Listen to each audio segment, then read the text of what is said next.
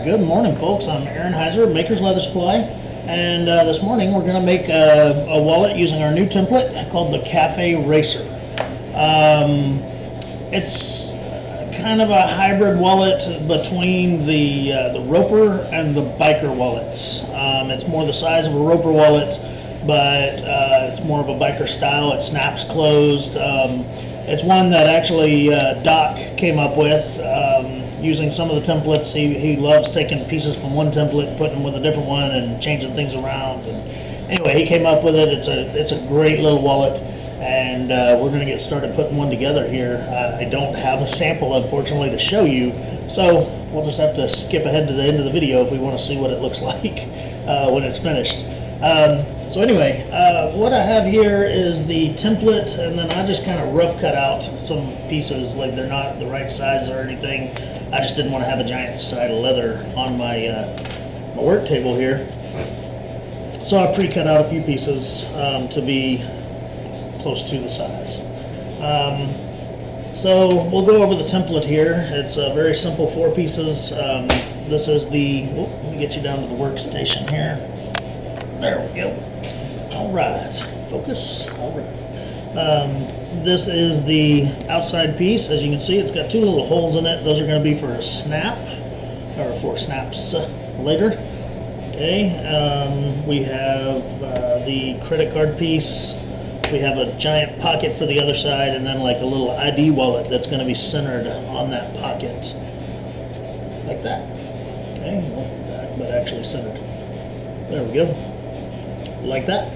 Alright, so on each of these, of course, just like all of our templates, it says what you can make them out of. The outside piece here, I've had a lot of feedback from folks. Some love the 4 to 5 ounces that I usually use on outsides of wallets. Some people really like a heavier 5.6, maybe even a 6.7 on the outsides of their wallets. Doc, who created this wallet, he's definitely a 6.7 guy. He does not like tooling on 4 to 5. This one will not be tooled, but what I did is I took a piece of 4 to 5 medium brown, and I've got a piece of 2 ounce tan here, and I'm actually going to glue those 2 together so that the inside of my wallet is lined. So I'll glue these 2 scraps together, and then I'll put my template on it and cut out my actual wallet piece. Okay, and again, I'm doing that so that it's lined. So when I'm done, I want the outside to be dark brown. Most of the inside will be tan, but I've got one pocket I'm going to do as a dark brown just to kind of bring the colors together on the inside of the wallet. You can easily do it all one color. You can do it all 50 colors. It doesn't matter. It's just, you know, I like to try new things and different things. We're going to sew this entire project together with hand sewing, using some of our new thread from the Main Thread Company. This is a .030, and then the color is called Dove, which to me is the closest to the cream color I normally like to use. So yeah, that's what we're going to use to sew it together. So the first thing we've got to do is, like I said, I want to glue these 2 pieces together so that I can cut the back piece out of them. Alright, so real simple procedure. As soon as I find my jar of glue. Alright, I'm going to do this the expeditious way. I'm going to pour a bunch of glue on this piece. And my glue has gotten super thick on me. I haven't used this glue bottle in a couple of weeks at least. So my glue has gotten really thick on me. If you're using our glue, and that happens, you can use pretty much any contact cement thinner to thin it out. I'm going to start carrying thinner that's specifically made for our glue with the same chemicals that our glue has in it. And yeah, just don't have it yet. Okay, now I want to, since I'm lining that piece with this piece, I want to spread this glue out as nicely as I can, as evenly as I can, not have a bunch of thick spots in it, okay? And that will ensure that I have really nice edges at the end of my project. The better you glue anything together, the better your edges will end up. Push my brush down a little bit. Get it further down into the glue jar there. Okay, I know it looks like I'm doing the finished side of this leather, but this is actually the back side.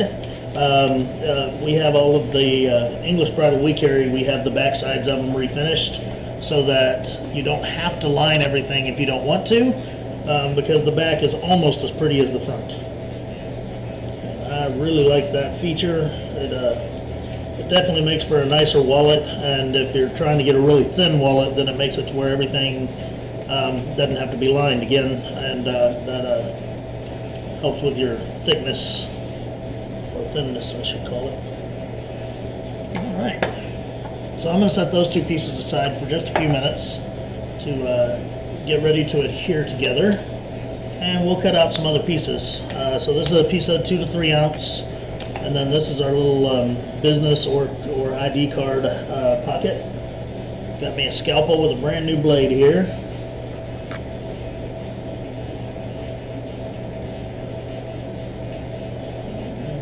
Go.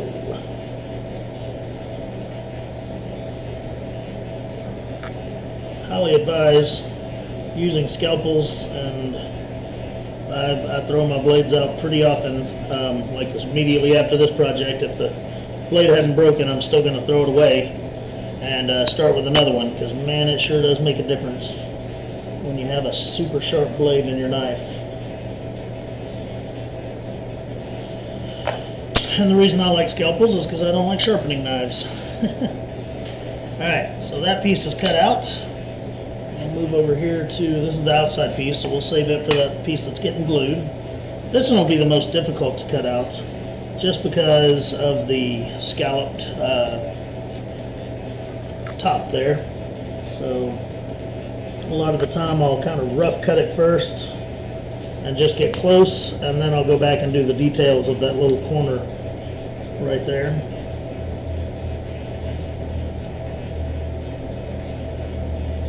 Like this.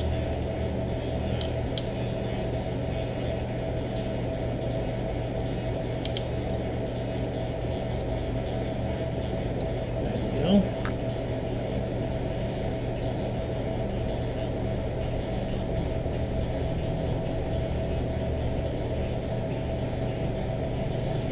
Just cutting out the other edges. They're all straight lines, so they're pretty simple to cut.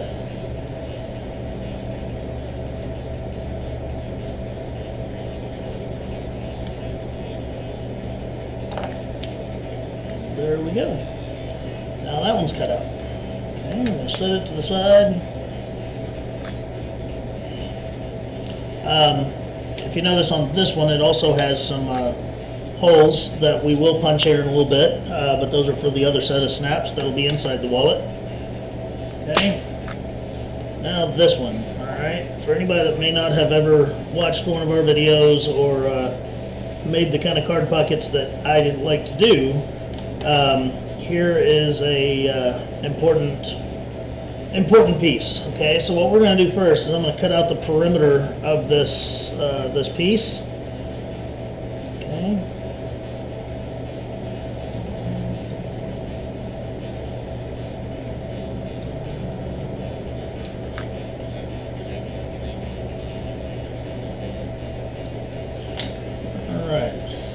Scraps out of my way here. Now right here it says do not cut out. To mark the tape lines, turn the leather over, place the rectangle, blah blah blah. We'll take care of all that in a minute, but for now these are what's important. We need to punch holes and cut lines in all these. I've had a lot of people message me that they just can't get they don't have a hole punch that fits in there, and that's fine. I'll show you how we're going to do it without a hole punch that fits in there. I'm just going to take my scratch awl or any kind of awl, any kind of pokey thing. I mean, you can stick a needle in there and do this. And I'm just going to kind of draw me little circles at where each of the holes are going to go. Okay. It's got 5 pockets on it. So that's going to be 10 marked holes. And once I've done that, I'm going to take my scalpel here and cut each of these slits out.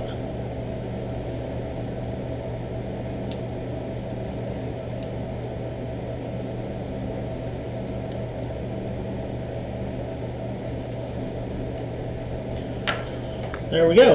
Now when I remove that, I can still see my circles, and now I can grab an appropriate hole punch. Oh, this one looks good. This is an 1/8 inch hole punch. There's no right or wrong size, I guess you could say. You know, people are like, oh, I don't think I have the exact one you use. Well, that's fine. Grab the next one up or down. It'll be all right. But the reason for punching these holes is actually to keep the credit card pockets from ripping. Granted, if you're using quality leather, they'll probably never rip anyway, but it also gives it a nice stop for that cutout line to end at, as opposed to just kind of going off into, you know, and trying to line up the ends of all these cuts. Lining up these hole punches is a heck of a lot easier.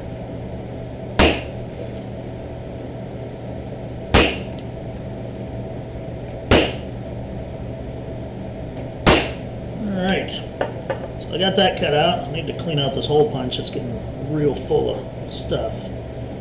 I got all that cut out. And now I am going to set that aside for a moment so that I can glue my two cover pieces back together.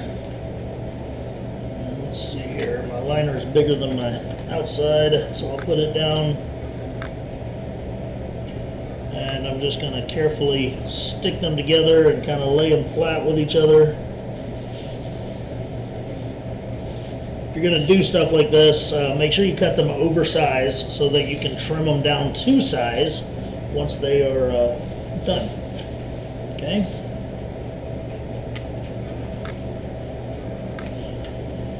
Alright. So, I'm going to check and make sure I don't have any bad spots anywhere, that it'll be alright if I cut this thing out pretty much anywhere. And now I'll cut both of these pieces together, and that'll ensure a lot nicer lines and edges and accuracy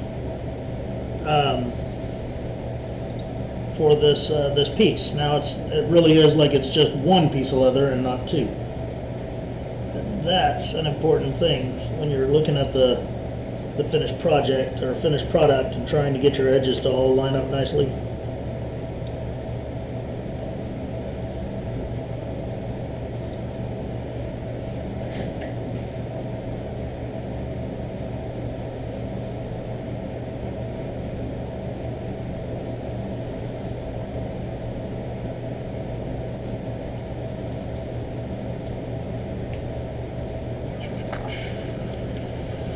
Cutting board's getting kind of soft and wore out, so I really need to stop one day and get another one. I've got a good 15 to 18 years on this cutting board. I think it's given me my $12 to $15 worth that I paid for it, so about time to retire it. Alright, so there we go. Now we are going to set that aside. I'm done with my cutting board for a few minutes. We're going to start making our credit card pockets on this piece right here. Okay? And that's where that little square we talked about earlier comes into play. So again, I'm going to tell you what it says on it. To mark your tape lines, turn your leather over. So we got the back side of the leather here. Place the top of this rectangle at each cut line. So there's our cut lines. And then mark along the bottom of the rectangle. Okay, so we're just going to use a regular old ink pen if I can find one on my desk. It appears that they have all been stolen. Let me go find a pen. Alright, I am now armed with my pen. So, like I was saying, we'll take this rectangle here and we line up the top of it with each of these cuts. And I also have it offset because I need to draw my lines kind of out to the side. Alright, so I'll take my pen and I'll just draw a line right there at the bottom of the rectangle. Okay. Just like this.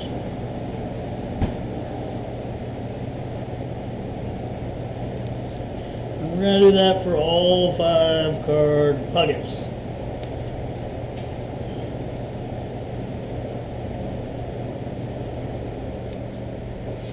And there's what we're left with. Okay, you can see the cuts on the top and the lines on the bottom.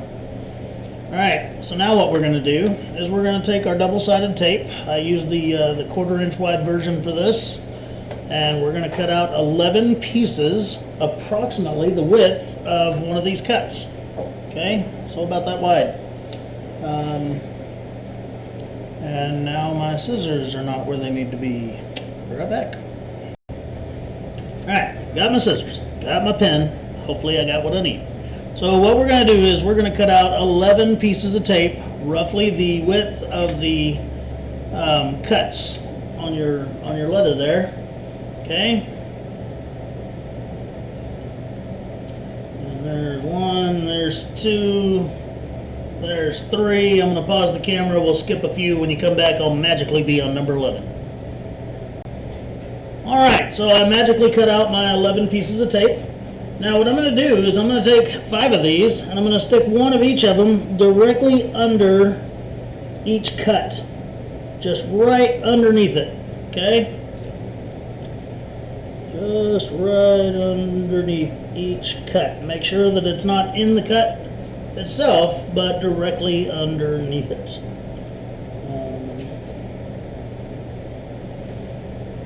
If you get one over the cut, you need to pull it off and put a new piece on it.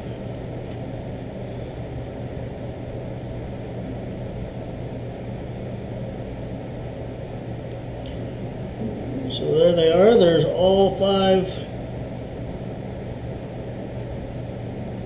of them. Now I'm going to take one more piece. I'm going to put it up above the top cut, just kind of anywhere. Alright, that'll be our end point. And I'm going to take one more and I'm going to put it just above the very bottom line that we drew on there. Okay?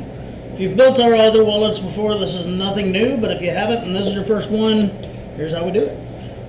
So there's what we're looking at. Each of these 5 pieces are directly below their cuts. Okay, so like this cut, and then there's the piece of tape that belongs with it. This cut, and that piece of tape.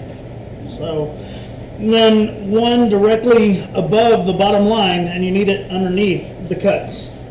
Okay, and then one more just up here on the top. Now, what are we going to do with these? We're going to take some of our Tyvek. Okay, this is the narrower of the 2 Tyveks. It's 2 1/4 inches wide, which is the width of those cuts. Okay, and the first thing I'm going to do is I'm going to take the bottom piece of tape. I'm going to expose it. All right, we're going to lay the Tyvek directly across it, making sure that it is parallel, I guess, to the top edge of this isn't the top edge, but this edge of the leather. Alright, and we're going to lay it across there. Now, I'm using Tyvek, which is a product that we sell. We sell the black Tyvek. It's great stuff. It doesn't mold or anything like that. If it gets some moisture to it, it doesn't affect it. You can use ribbon, you can use fabric, you could use regular old paper, but I can't give you those kind of guarantees with those. Plus, like this wallet has 5 card pockets, or 5 cards in it, and so that means in the very middle of this there will be like 10 layers of this Tyvek in there. Okay, and 10 layers of Tyvek is about the same thickness as 2 or 3 sheets of paper, but 10 layers of ribbon or fabric or something like that could get pretty thick, which means now your wallet is already thick and you haven't even put your cards in it yet. Okay, that's why I use the Tyvek. Alright, so I'm going to pull it down against that tape that we stuck it to, and I'm going to crease it right there even with that cut. Okay, so there's the cut, and it's just right below it. Okay, so a card would go in like my finger is here and set in there. Now, once I've got that nice and creased, that's the other reason I like Tyvek. It sure does crease nicely compared to ribbon or fabric. You can pull the paper off of that very bottom piece of tape that you put on there, and all I'm going to do is lay it across it just like that. Okay, now I'm going to take it and I'm going to fold and crease it back up, once again keeping it very parallel to that edge of the leather right there. Okay, and the fold should be right along that line. Okay, you see where that line goes? If it went all the way across, this would be even with it. Now,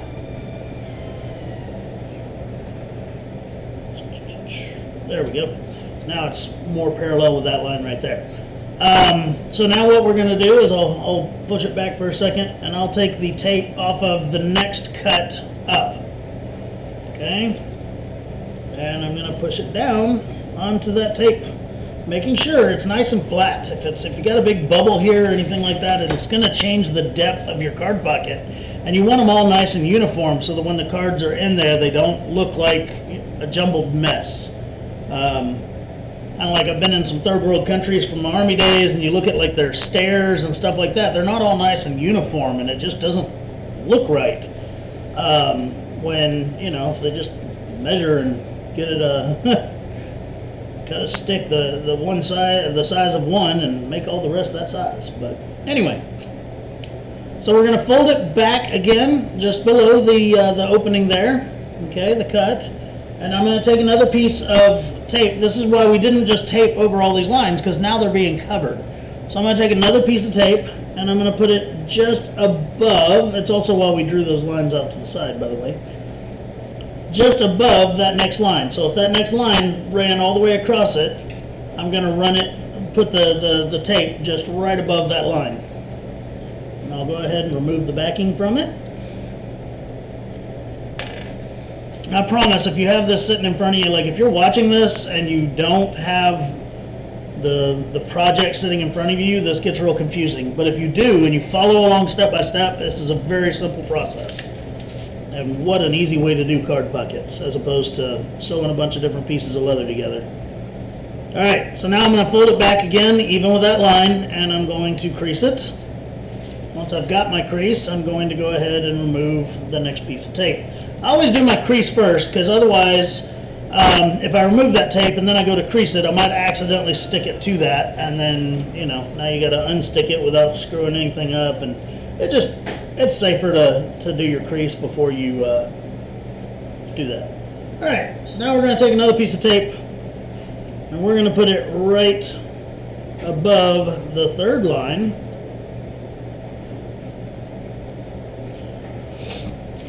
Make our crease right quick. Again, we're creasing it right at the bottom of the cut.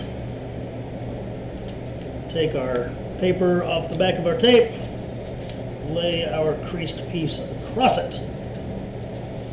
Alright, we have now completed 3 card pockets. So we're going to bend it back. I mean, we're just repeating the same thing over and over. That's all we're doing. Bend it back, make our crease right at that third line there, that middle line. Then we're going to take the tape off of our 4th card pocket, lay the Tyvek across it, and then bring it back down and crease it again. When I say, a lot of people can't understand the word I'm saying, Tyvek.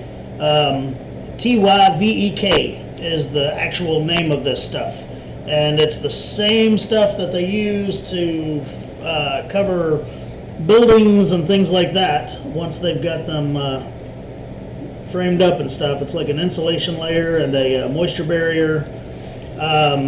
We get the black Tyvek because I don't like, most of it's white, and I don't like the white being inside my wallet. It just doesn't look right. But anyway, we get the black Tyvek, which was made mostly for the picture framing industry and stuff like that. If you've ever had something custom framed, the back of your frame was probably covered in Tyvek or paper. Alright, so we've just repeated the same thing again. We creased it, we put another piece down at the bottom, creasing it again. We're going to go up and take our last piece of tape off of the tape off the last card pocket. We've still got one more piece of tape up there. Come on up and lay this sucker across that tape. We're going to place our last piece of the 11 right here above that top line that we drew. Going to make my crease first, and then I'm going to take that paper off the back of that tape.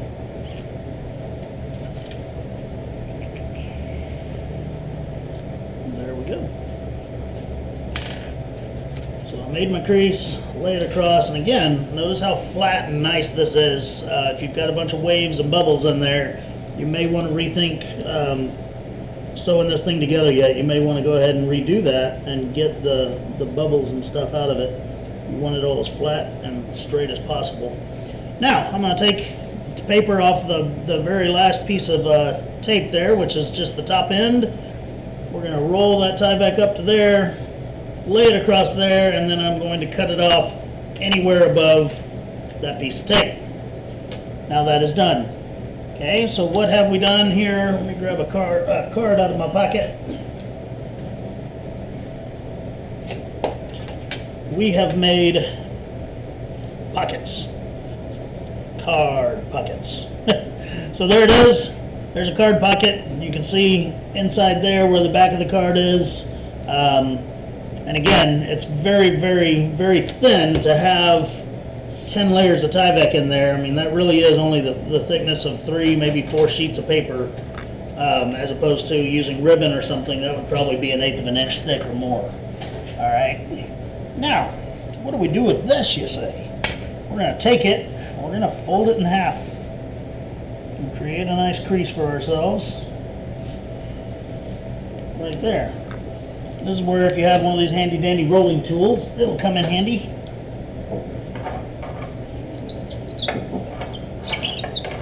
Squeaky toy there. Alright, so I created a little bit of a crease there. And I'll tell you what I'm going to do, actually. I should have turned it over first. I don't like the width difference here and here. I forgot that I always leave a little bit of seam allowance. So I'm going to move that up a little bit, and I'm going to fold it again. Okay. So I moved it up maybe 3/16 of an inch. It's not quite a quarter, but it's definitely not just 1/8. I'm going to create another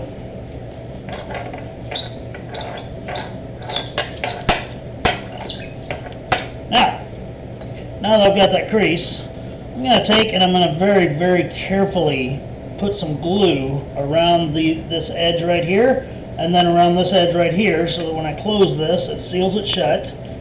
And then we're going to stitch right up that line right there. Okay? Hopefully my glue's thin enough to do this. If not, I'm going to have to go over to the shop and over to the store and grab a thing of thinner and get some for my jar. Yeah, I'd better go get some thinner. All I'm doing is putting a giant bead of this, and I want to keep it really thin because I don't want it to get down into those card pockets. You risk gluing them shut if you get your glue into your card pockets. So I'm going to run across the street to the store and get my thinner and put some in my jar here. Alright, so went over there and poured some thinner in here. Now it's going to work a little bit better for our needs. Still a little stringy, but it's not going to go on thick like cake batter. So anyway, again, I'm just going to put a very light bead of this down the edges. And it's okay if it gets out there on the very edge of the leather, because that'll all sand off later when we go to finish our edges and stuff anyway. Okay.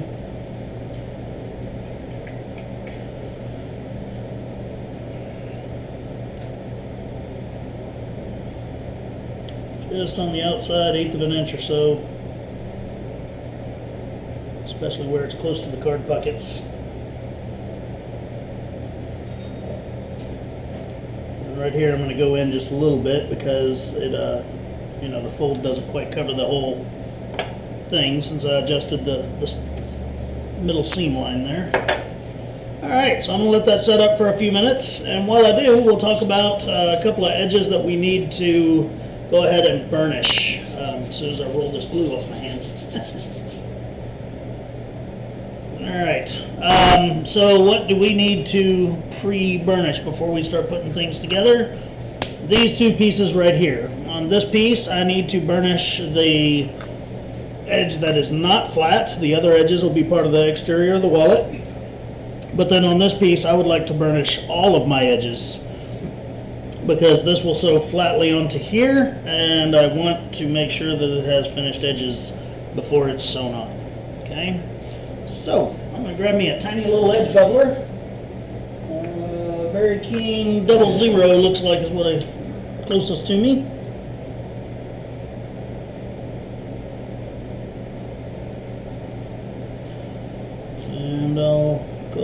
and on this one, I'm going to do something a little bit different. On the 3 straight edges, I'm going to bevel just the finished side of the leather. But then on this edge, I'm going to bevel both sides, because when it's sewn down, these 3 sides will be flat, but then this side will actually put cards behind.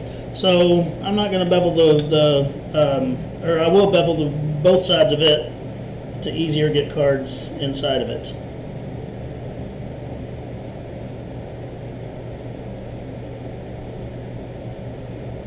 I'm putting it up on this template here so that my edger can reach the part that actually needs to get cut there. When you're dealing with such thin leathers, you often have to do this because your edger hits your cutting surface before it actually gets the blade part to the leather. Alright, so again, on this top part here, I'm just going to do, or on the back side here, I'm just going to do the top part and not the other 3 sides on both sides. I hope that makes sense. On the unfinished side of the leather, I will not bevel the 3 straight edges there. That's saying it a lot cleaner and clearer than my normal babble.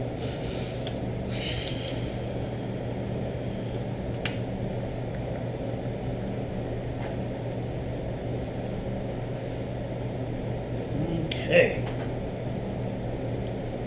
So, now I need to burnish these. What shall I use to burnish today? I think I've got some indelible burnishing solution up here.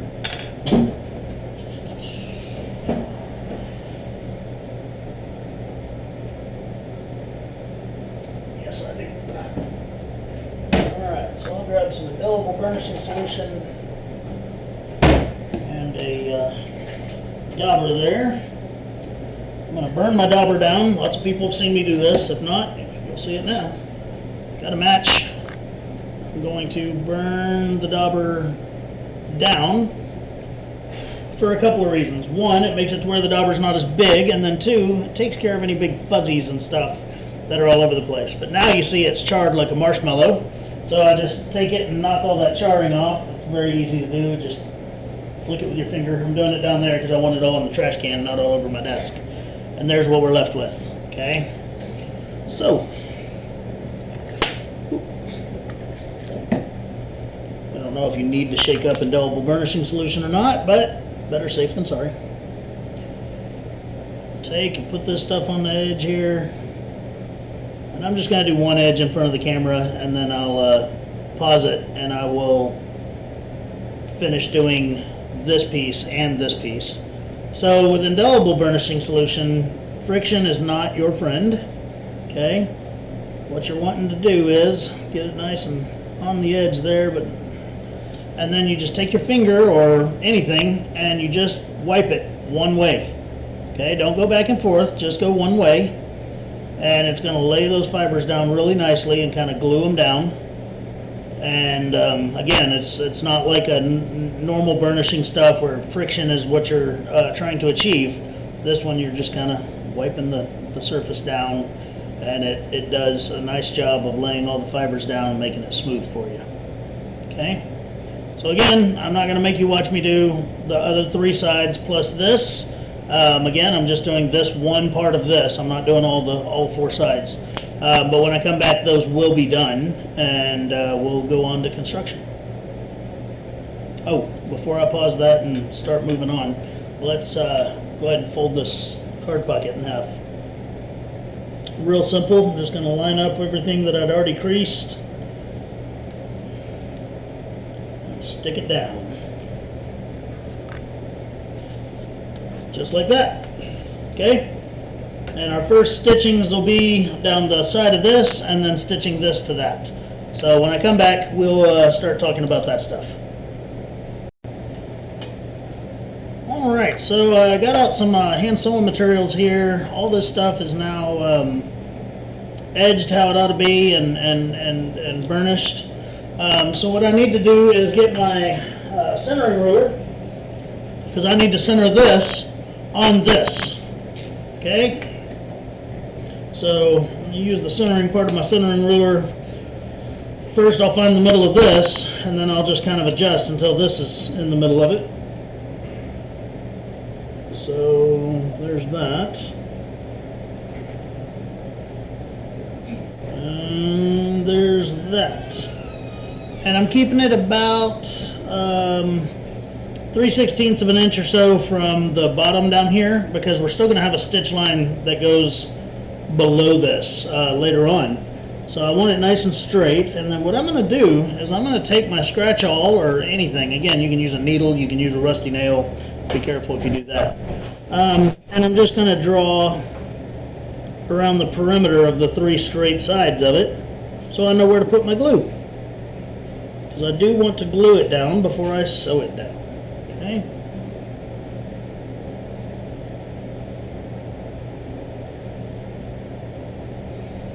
Okay. So I scribed a very light line. I think you can see it there. And all I'm going to do is just barely dab a little bit of glue just on the inside of that line, and then on the outside of the back of this piece. Okay. And that way I can temporarily hold it down while I mark my stitching and get to sewing on it. I'll tell you what I'm going to do first. I apologize. I'm going to go ahead and use my stitch groover around this before it is glued down. Okay. Ordinarily a piece so thin I wouldn't even worry about stitch grooving, but I do want the stitches to be uniform on this project, so I'm going to have to do it on this too. As far as the stitch groover goes, I get a lot of people asking if it's a necessary step. A good stitch groover is not cheap, so I understand if not everybody's got one. This is a Berry King model here that we saw at Makers, and I really like it a lot. I don't feel like it's as necessary as it is more of a functional and aesthetic thing. A stitch really does look nice when it's sitting down into a good well-cut stitch groove. It just seems to lay a little bit nicer and look more uniform down in there. So that's the primary reason that I like to stitch groove when I'm hand sewing. When I'm machine sewing, I really don't mess with it as much. But when I'm hand sewing, I do like to take the time to run a stitch groove. Since I've got my stitch groover out, I'm going to go ahead and run a groove down this as well, because that'll be the next thing we sew. And I'm just going to back it out just a tiny bit to account for that fold over seam. And yeah.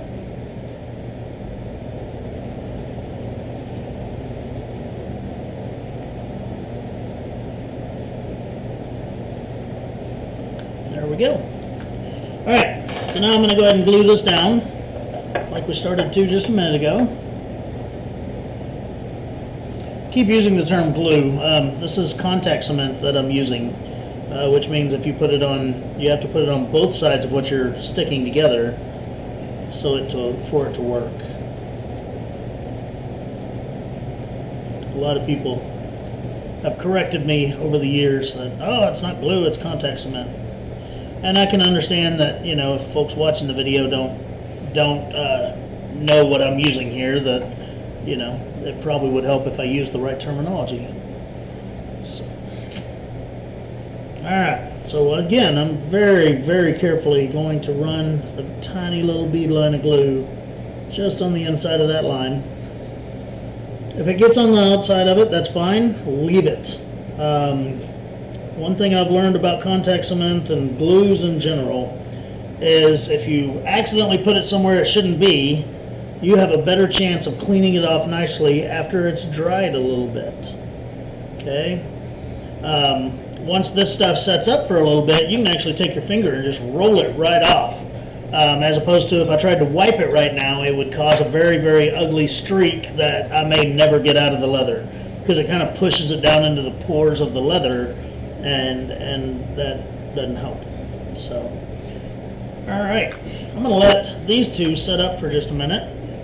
And I'm going to go ahead and use my pricking irons, and I'm going to put my holes in this piece that I can start hand sewing in a moment. Alright, this is a 8 stitches per inch pricking iron. It's my absolute favorite size to use on wallets and such. And even though it's a pricking iron, I've said it a million times, it's kind of a hybrid pricking iron that we have made for us, and it will do just fine going all the way through the leather up to about 6 or 7 ounces. Anything thicker than that, I don't use these pricking irons on it, just because trying to pull them back out, you're going to put a lot of undue stress on those blades, and that's how you break them.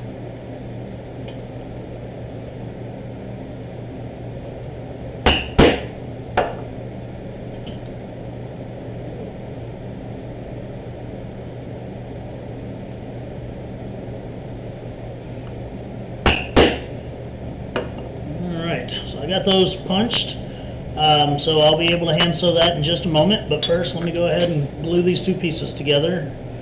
I want to make sure they're nice and straight and everything before I actually set them together very hard.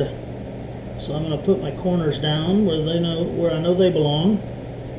And the biggest line I'm going to look at is down here at the very bottom. I want to make sure that it's even distances from the edge there. And if it is, then I'm going to go ahead and press the rest of this down.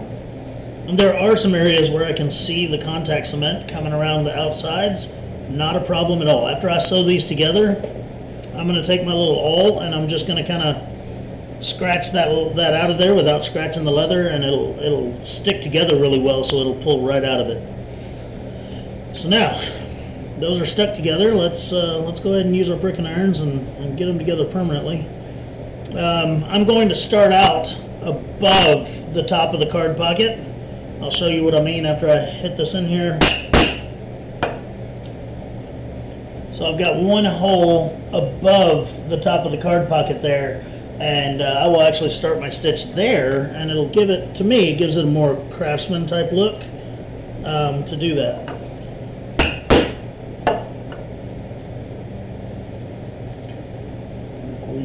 We struggle between looking as professional as we can, but not trying to look like we were made in a factory. So there is that happy medium somewhere in there between those two.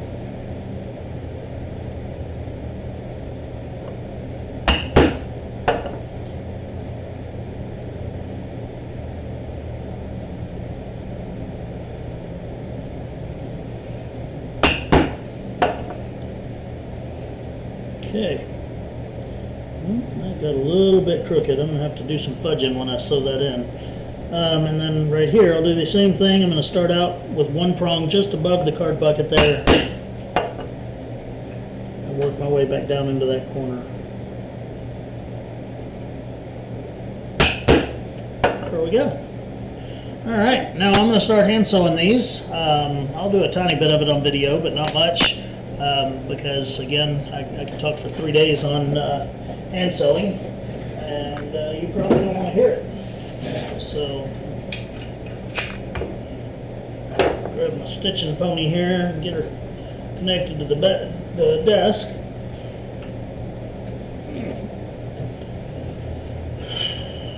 I will start with this one.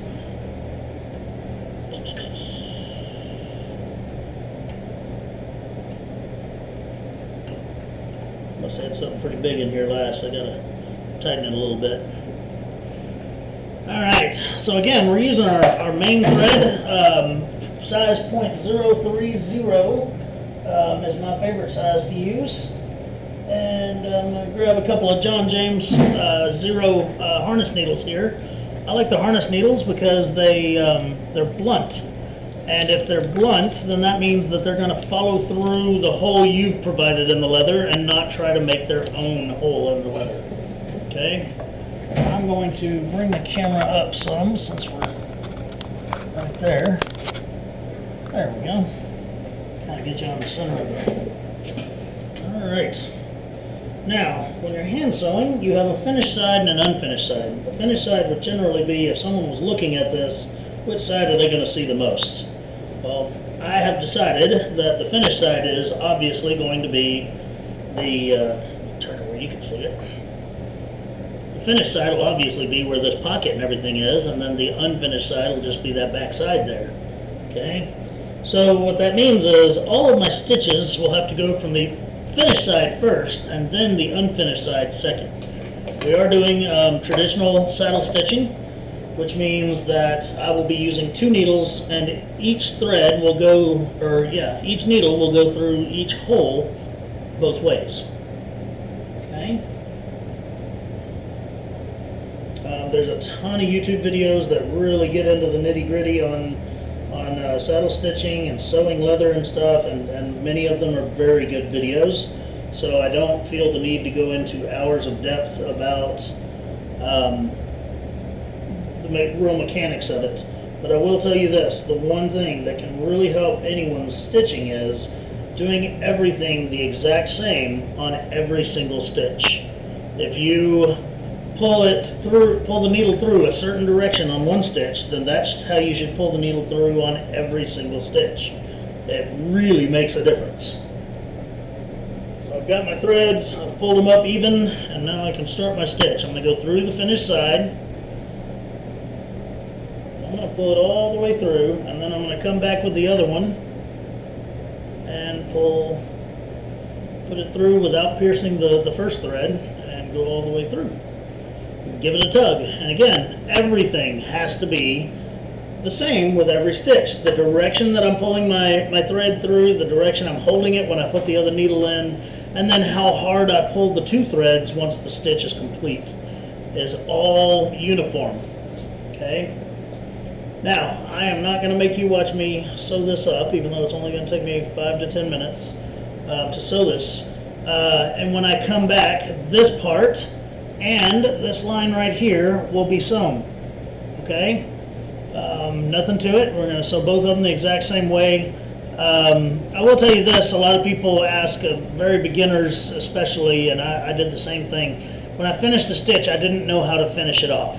And I would tie a knot on the back of my stitch, and that would just look terrible. It'd have a bulk to it. You don't want that. So once you get all the way to the end, then just stitch the other way for like 2 stitches, then cut your thread off, and you'll be there.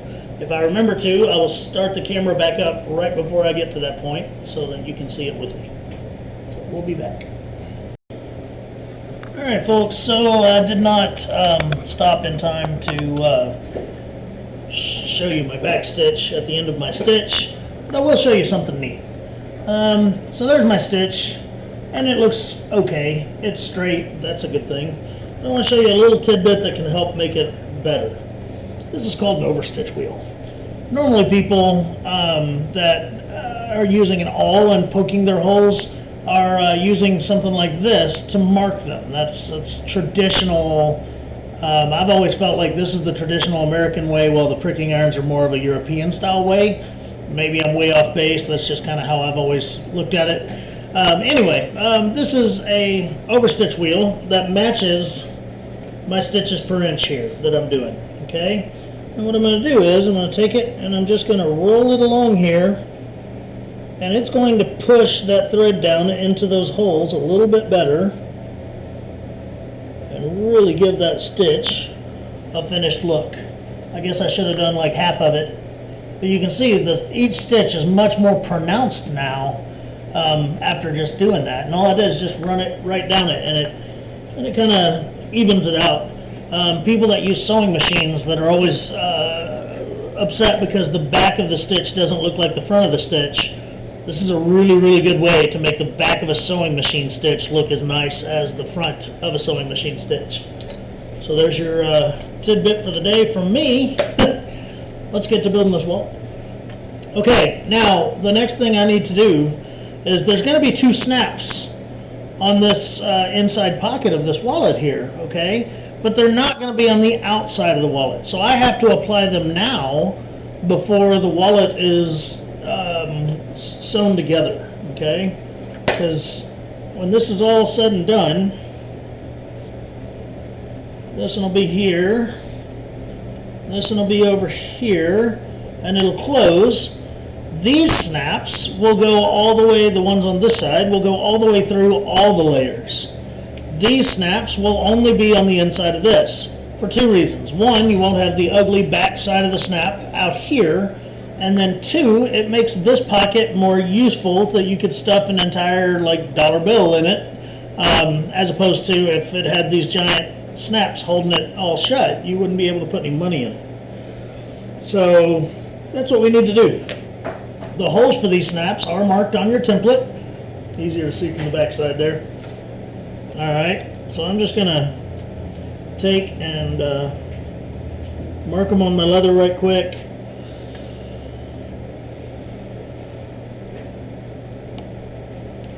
And I've got this 1/8 of an inch punch out.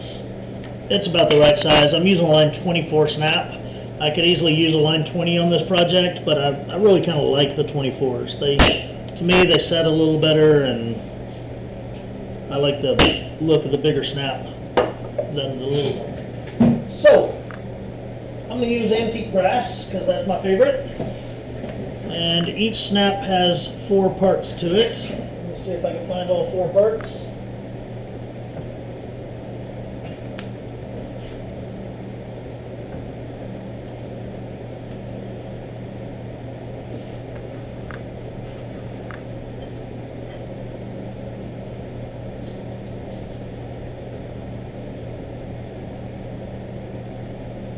Alright, there they are. So I've got 8 parts total. There's the 2 snap outsides, the 2 snap, I just call them kind of the underneath part.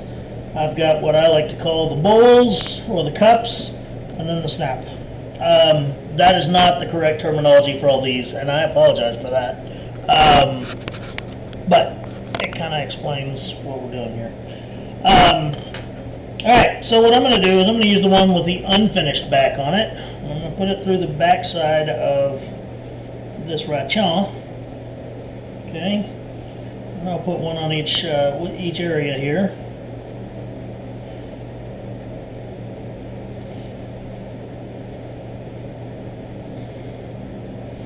And it doesn't really matter on this particular application which of the other part I use. So I'm going to use the little bowl-shaped ones. And I'm going to grab my very clean snap setter out of my drawer, as long as it's where it's supposed to be. This thing, we have these here at Makers. It has 2 sides to it, and then it has a little peening tool that goes down the middle of it. I put the bigger side over that bowl portion there. Drop my peening tool down in the middle of it. And holding it very straight up and down, give it a couple of whacks, kind of get it started, and make sure it's good. And then I continue down until I know that snap won't twist or turn anymore. Now it's set. Okay? Exact same thing, other snap.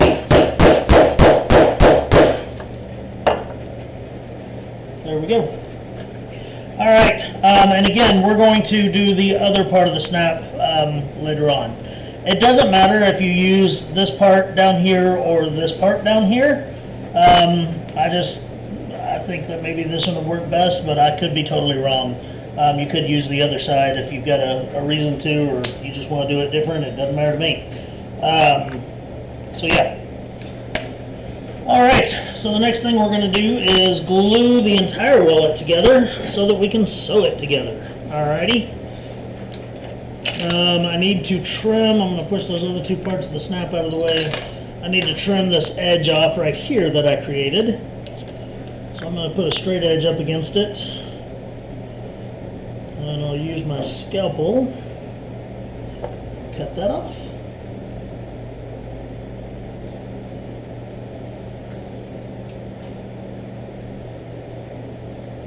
There we go. Of course, it would help if I actually cut all the way through it.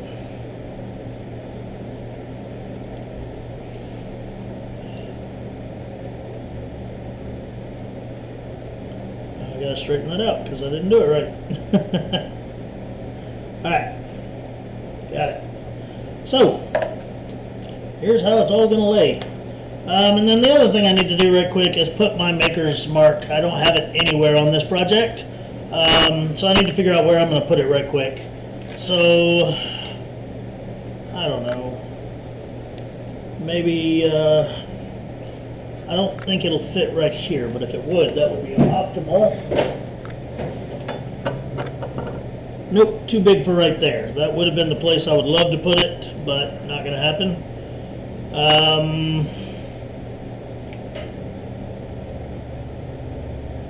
I don't know. Tell you what, I'll just put it at the bottom of the card pocket here and we'll call that good. I don't really like to put it there after I've already put the Tyvek in because it's uneven, but it'll be alright because this is thin leather and I'm not trying to go crazy deep with it anyway. My maker's mark came from Steel Stamps Incorporated. Great guys to work with. They make amazing stamps.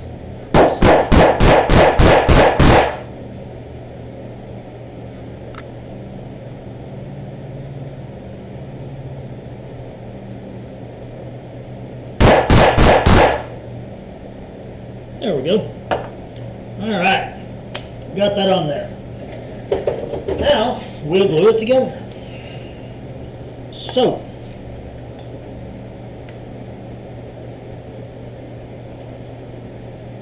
what I'm going to do is set these two sides up here, okay, and I'm going to take my little scratch awl. I'm just going to make a little mark right underneath the edge of it because that's going to tell me where my glue can stop, okay?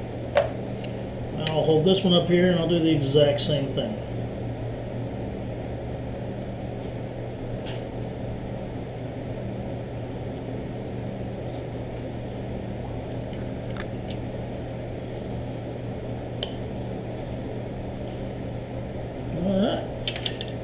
Oh, important step that I forgot. I'm sorry. I'm going to take my stitch groover, and while this is nice and flat and doesn't have anything on the other side of it, I'll go ahead and put me a groove all the way around it.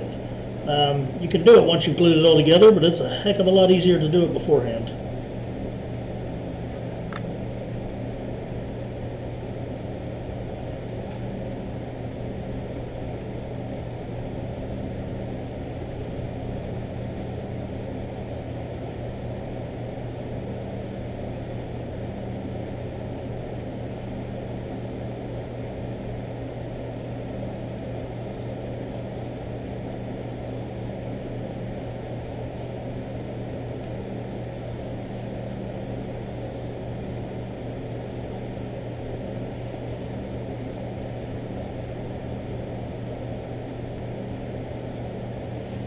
Alright, all the way around that one we go. Now we can glue it together. So, I know where to stop my glue because I have my little fingernail marks. So I'm going to put my glue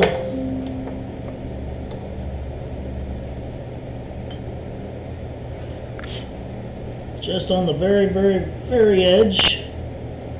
Just a little bead of it so that I can hold all this together while I sew.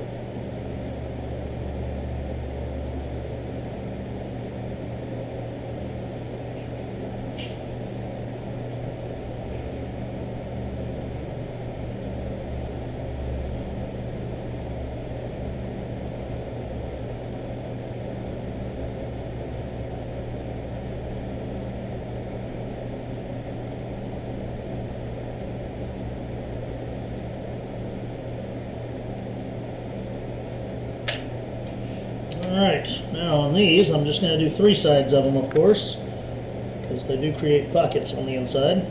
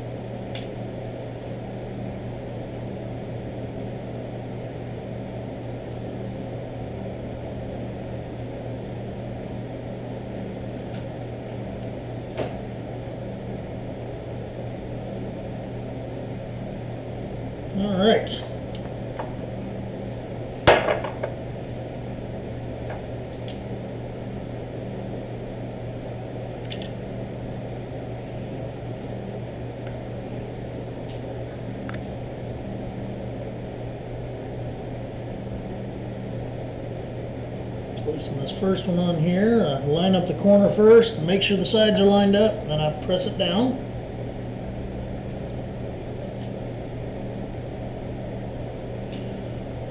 And I will do the exact same thing over here.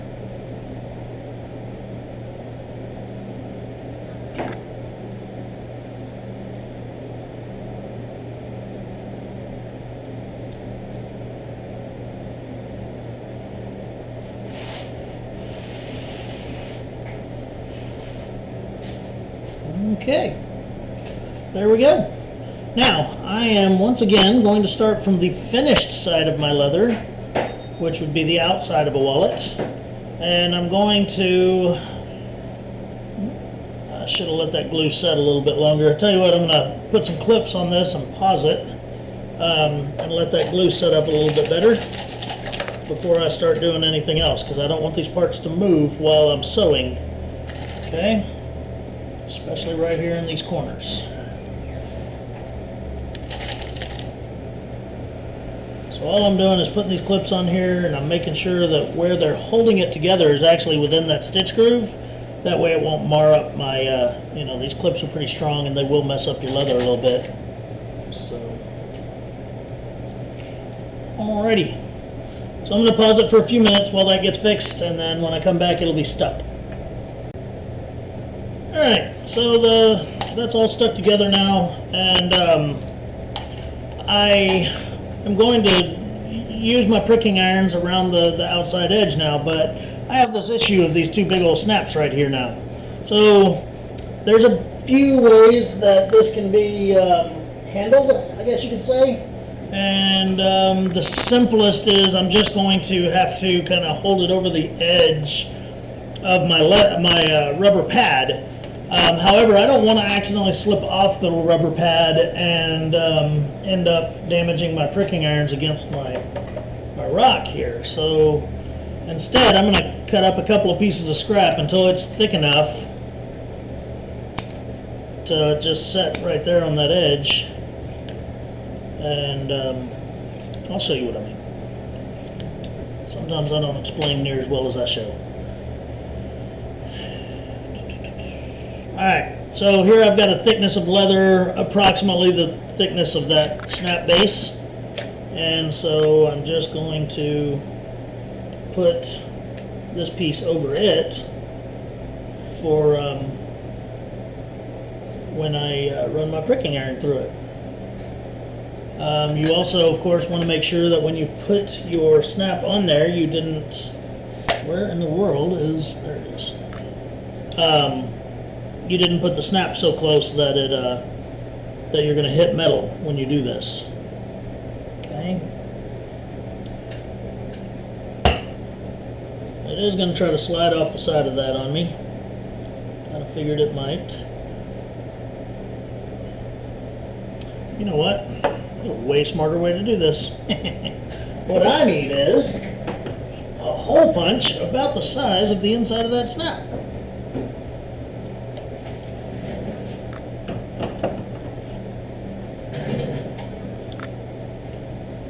And I'm going to punch that hole through a couple of layers of leather here. Then I'll put that snap inside there. It's all coming together. See, we learn together. Look at that. Now it's not going anywhere. Alright, so I'm going to go ahead and use my pricking iron all the way to the other side where the other snap is, and do that one too. I'm so proud that y'all were here for this glorious moment of clarity. Janie's sitting on the other side of the room, and I can feel her rolling her eyes.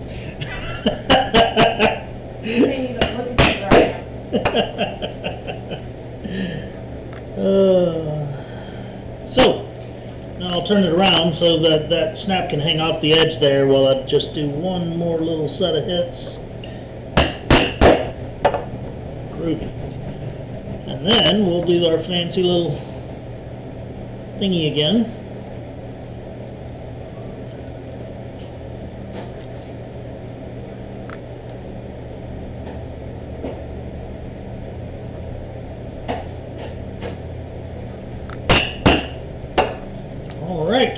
we're going to turn the corner and keep on rocking. I'll need my special area again here to go around that corner because that snaps just as close on that side as it is on the base line there.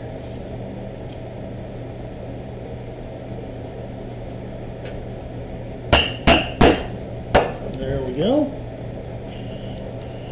Now I'm going to continue going all the way around the wallet until I am done going around the wallet.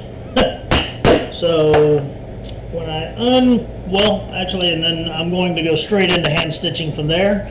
I'm going to start probably somewhere around right here, just in the middle of this section, and work my way all the way around, and yeah.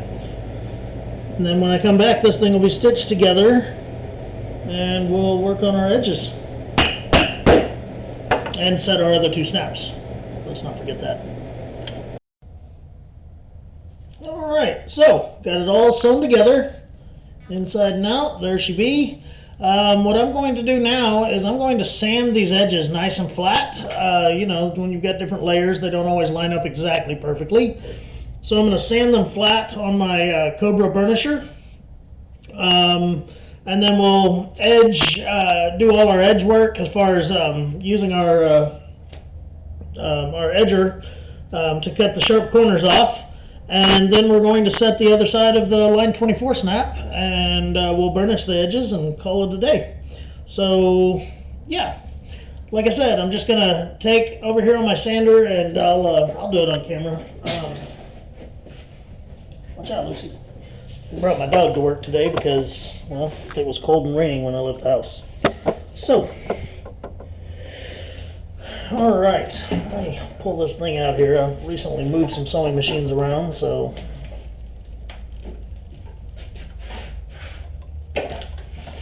da-da-da-da-da.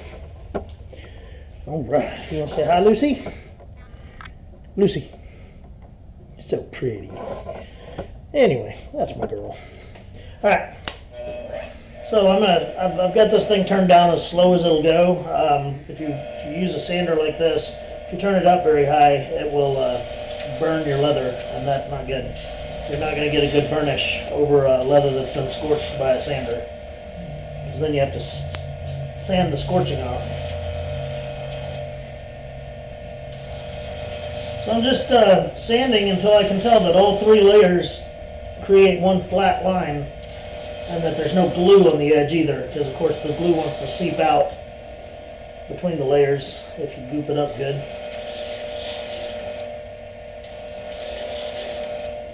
It's not too hard to do on a wallet, this sanding, but when you're doing something with a lot of layers or really thick layers like a holster,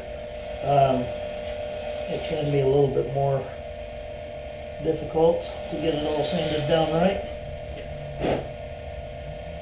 Alright, that's three sides.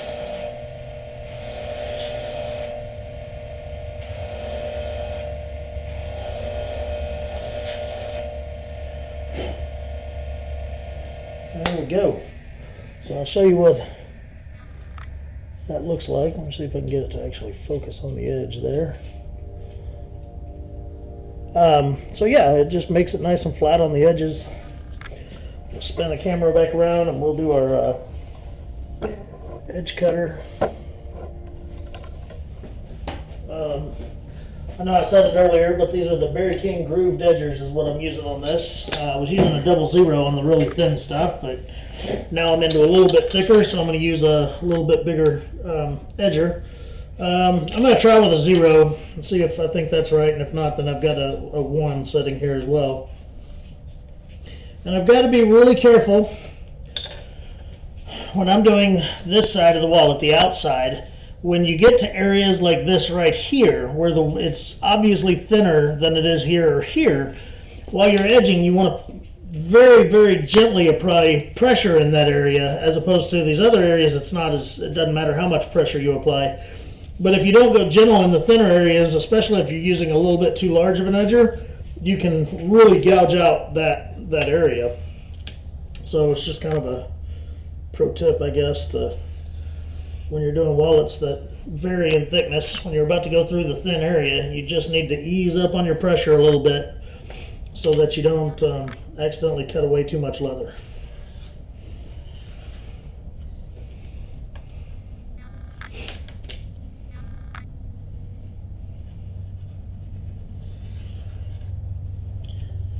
Alright, so there's the outside. Now I'm going to do the inside. And I'm doing my edging before I set those snaps because, again, it's much easier to do while the wallet can lay flat. When the other two snaps are in here, it won't lay flat anymore, so because they'll have the big caps on the outside of the wallet.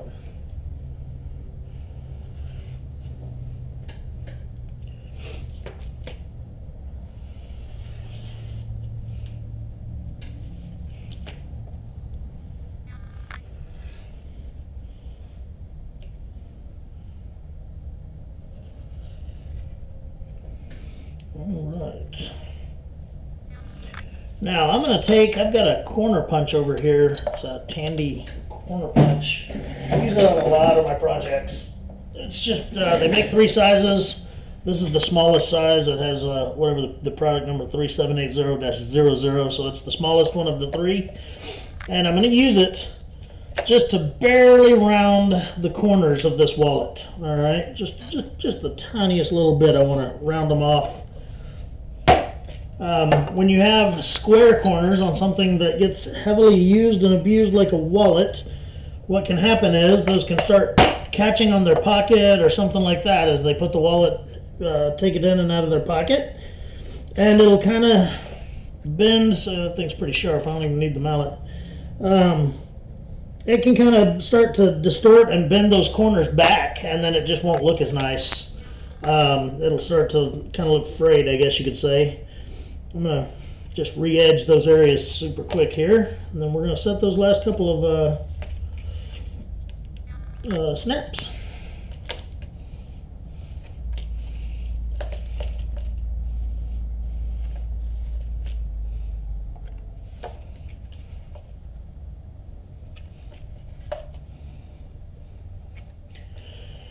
Alright, there it is.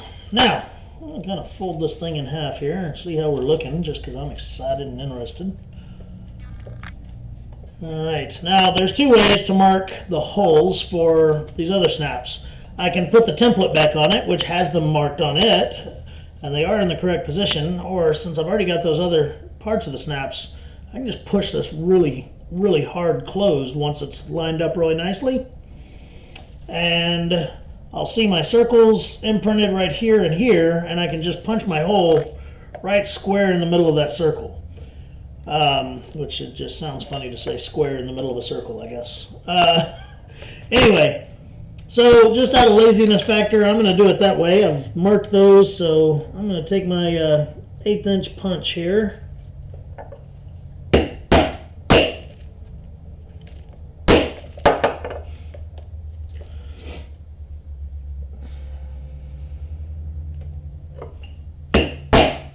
Just right smack in the middle of that area. Now I'll put the finished side of the button goes on the outside of the wallet, like that right there. Alright, and then we've got the 4th piece to the snap right there. And our snap setter. And I'm going to give just the snap setter a tap just to kind of get that sucker down on that post good, so that the post has plenty of room to mushroom out around it. There we go. Good snap. Do that one more again.